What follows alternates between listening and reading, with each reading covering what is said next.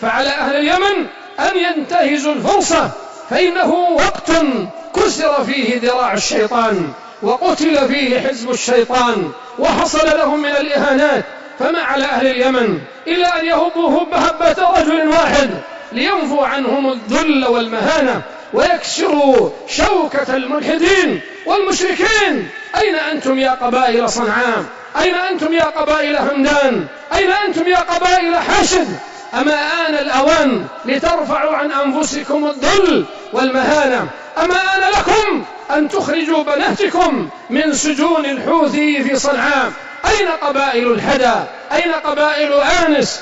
أين قبائل عنس؟ أين قبائل اليمن كلها؟ هذه فرصة ذهبية لنفي الرافضة اليمنية إلى بلاد طهران لتعود السعادة إلى اليمن السعيد والأخوة لهذا البلد العظيم، ويذهب هذا الشر وهذه الغمة وهذا الطغيان وهذا الفساد الذي يسعى فيه أعداء هذا الدين من الرافضة الحوثيين.